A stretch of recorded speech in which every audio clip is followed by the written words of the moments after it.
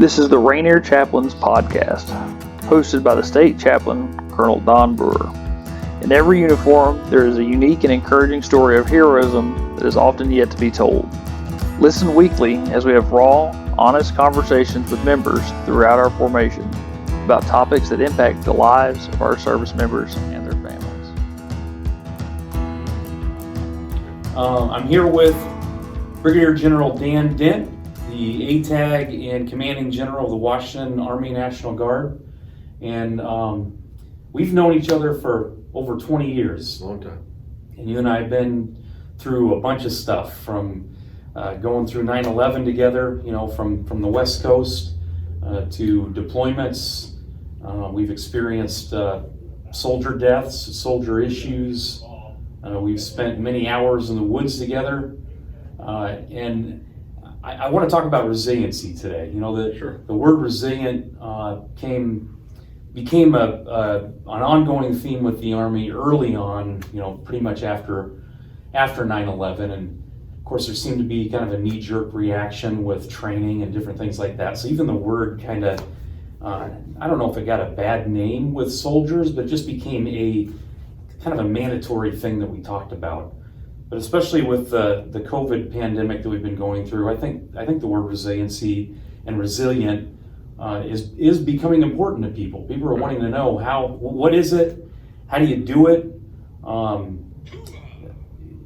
So I just want to hear from you. How do you define resiliency? Sure. Well, good morning, Chaplain. It's always good talking to you. And you're a part of my resiliency network that I'll talk about. But the thing about resiliency is it often gets lumped into this adjective, kind of like when cyber first started getting popular. Hard to define, and it tried to characterize these things. But the more I see it, resiliency is an action thing. It's a verb. So I was taught resiliency, by the most resilient human I've ever worked with professionally. Abby West, Sergeant Major West, just a resilient woman and leader. Who modeled the behavior for me. I mean, like everything we do in the Army and in life, we typically look for a model of a behavior that we want to emulate. And Sergeant Major West was mine. Just standing in the face of what she confronted and moving forward. But she taught me a nuanced way to look at resiliency. And when I say it's an action thing, it's a network thing. It's a defense in depth thing. And that's what I learned from her. It's not a one thing to establish resiliency or promote resiliency in your life. It's a depth thing. And what we used to talk about were the four components of resiliency. And she didn't talk about them as formally as this, but this is what I took from her. It starts with a faith. A belief in something. Everybody's got their own way forward in life. I certainly have mine. But a faith is that first thing that helps you promote resiliency in your life, because it connects your life to a higher purpose, and it explains that the thing you may be experiencing today may be happening for a reason, and it's something that you can move past. Second piece of that kind of depth of resiliency is your family.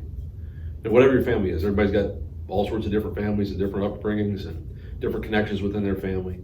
But the faith and the family, again, two things. If you think about a defense in depth, how you deal with an action in your life that makes you become resilient. Working through that faith, family, and then your friend network. Like you and I have experienced all these years. That person, that friend network that you can go to and be vulnerable, and someone that you can trust to help you, see what's happening, and see what the next day is going to look like. Hugely important to me. Those first three components. And then the fourth component, of course, what we live with every day is our formation. All the connections we make in the Army and the Guard and in our formation to help us, again, have that layered strategy to deal with challenges in our life. And she taught me that, and I believe it. I don't believe there's one silver bullet that makes you resilient. I believe it's something that takes attention in terms of understanding the network that you're building for resiliency. But that's the way I see it. And if you develop that kind of network around yourself, it's a logical way to deal with problems. So something really challenging happens to you, it works its way through that filter: your faith, your family, your friends, and your formation. And by the time you get to that, through that kind of strategy, I find the things that I struggle with, I end up with multiple perspectives about what's happening, and generally a better understanding and visualization of where I need to move. There's a book I was reading that has a quote in it, I mentioned to you earlier, from Alex Karras, football player, actor, and he says that toughness comes from the soul and the spirit, not the muscles. And I think that speaks to exactly what Sergeant Major West taught me all that time. This incredibly strong human, and small in stature, but there's no doubt that she had that depth of, that defense and depth about resiliency around her life, with her faith and her family and her friends and the Guard. So she modeled that for me, and that's how I try to, that's how I try to build it in my own life. I try to promote that, in my family's life, and I've really never taught it as a part of my leadership style stuff or to the Guard. But if I did, that's how I'd approach it. I would approach it in that sort of layered strategy to promote resiliency in your life.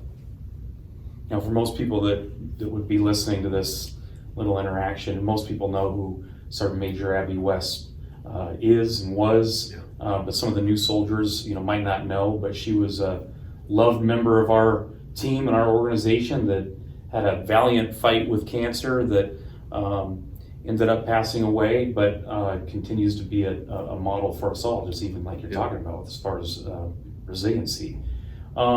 Is there anything else that you would, if you think about the young person coming in the Army today and trying to be part of our team and understanding, I talked about this with Major General Doherty about, we're the old guys now, right, and we're in that, sitting in the chair now of looking at the younger generation and trying to understand them, trying to understand where they're coming from, and we can joke about it, about how they're different than us, and people through every generation has done the same thing. But if you think about the new generation and about, especially with what people are facing today, this COVID pandemic, and the things that I'm reading now is, hey, this isolation and quarantine, especially prolonged isolation, is going to have a negative effect on prolonged mental health issues. We've had 2 suicides in the last couple of weeks in our organization. What else would you say? Would you want to say to that young soldier regarding resiliency? I think what you've said has been great, but is there anything else that you try to encourage them, especially as they're looking to face hard times? We wear the uniform specifically for hard times. Yeah, for sure. Well, a couple things. First, the basic, my basic thought about that is nothing good has really happened in my life. Certainly nothing great's happened in my life without a lot of challenge and a lot of friction and a lot of struggle. That's just the way things are. Think about the hunts that we've done together. The best outcomes have been preceded by the hardest, most challenging things, right? And that's just the same way in life. Our biggest accomplishments are typically preceded by really tough times. Things you've got to work through, things you've got to rely on that network to help you see. So it's a natural thing for a young soldier joining the Guard, joining the Army. They're going to do hard things. They're going to go to basic training. They're going to go to AIT. They're going to join a unit. It's going to be tough. It's going to be a vulnerable time for them to engage with this team and meet with people and bond with people they don't know. Do hard things. Put them way outside their comfort zone. That's all natural. And if you as we get older, I think we understand now that that's a process that achieves something that we want, that we're striving to achieve. It's easier said now. Back in the day, it was hard. When you're in that space, that challenging space, you really can't see what's coming. But I see it now, especially for the younger soldiers. I see them go through these really hard things, knowing that they're just moments away from achieving that, that win or success or that thing that they're trying to fight. Second thing I would say, this is in my leadership style, OPD. The best young leaders are the ones that embrace adversity and look for opportunity and challenge. There's no doubt about it. And that's COVID to me. That's what's going on with this COVID response. Embracing adversity and looking for opportunities and challenge. Listen, you've heard me say, over the last couple of months, we're going to grow the Guard through this. We're going to be soldier-centric. We're going to care about families and soldiers. We're going to demand them to be soldier first and connect to this tradition of service, executing the mission that we ask them to do. But there are opportunities here. So in the larger context of how we are dealing with COVID, my offering to all of our soldiers, especially the younger ones, is embrace the adversity in the sense that you're going to look for opportunities here. You're going to look for ways to make yourself stronger, to build that resiliency network we talked about, to communicate with your family and your friends and your formation in a way that helps us grow this guard over the next year and a half. I see a ton of opportunities in this response. Just the way that we're dealing with the response right now, trying to take a volunteer approach, trying to be really centric on the family perspective. We're taking that approach as we move back into June IDT. So my offering to the soldiers in this is, again, look for those opportunities that are out there right now, because they're all over the place, and they may not be guard centric. There's tons of opportunities right now to connect within your community, to serve your community, make relationships there. All that stuff can promote the layers of resiliency that you want, whether it's with your church group or whether it's with your family group, your friend group, and of course the guard. All those opportunities right there they're abundant right now. We just got to find them, and you got to embrace adversity to do it. Yeah, and I think that's just an extremely valuable nugget of information, especially for a young person. I think about my kids. My oldest boy's a junior, and think about this message of embracing adversity and looking for the challenges and opportunities in it. Because you and I can look back now over life, and I think almost any extremely hard thing that I've been through, whether it be a physical thing. Talk about a marathon, basic training, the different things we go on the experience in the Army. The things that in the middle of it, you're thinking, I don't like this. This is uncomfortable. I hate it maybe. Right. But yet you get through it, you get on the back end of it, and you realize what it's done for you, what the opportunities it's created, or how it's made you stronger. And then I know that's a hindsight thing, but that's a great perspective to look at this COVID pandemic, this hard thing that we're going through now, and maybe what the hardship that it's going to present for some people in our team in the future, whether it be economic stuff or relational stuff. But if we can prepare ourselves in a way to look at hard things and say, hey, I know that by going through that, hey, I'm gonna be at the back end of that stronger, right, and more resilient. Right. Well, my number one book on this reading list I just published is Hesselbein on Leadership, and you've heard me talk about her. Her whole premise about leadership and service is how to be is so much more important than how to do. So if you look at the soldiers we've got right now on these missions out in the response, they're doing food bank support, they're doing testing support. It's support after support after support. And to a soldier, they are getting a huge benefit out of this. A personal and professional benefit out of it. So you ask yourself why?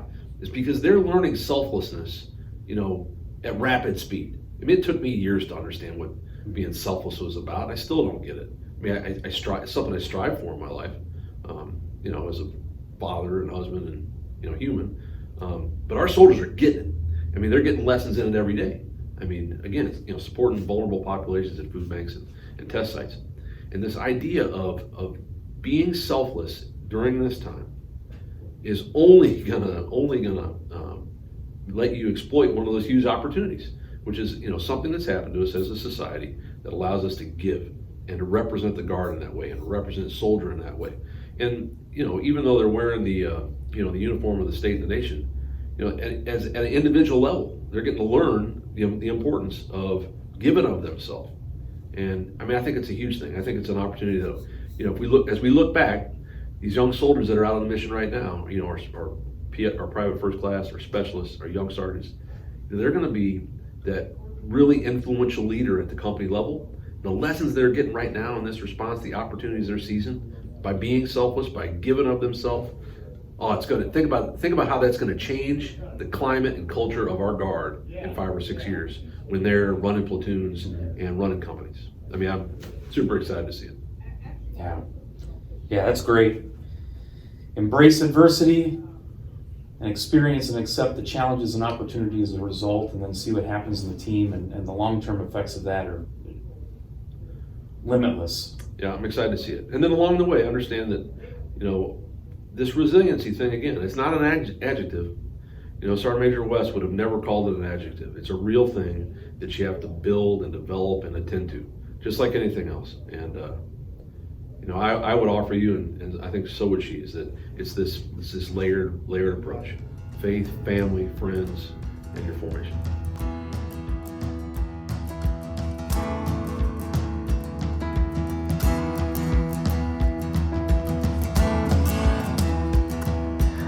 If you would like what you listen to, follow the Rainier Chaplains on Facebook, Instagram, LinkedIn, or Twitter for more content produced throughout the Chaplain Corps of the Washington National Guard.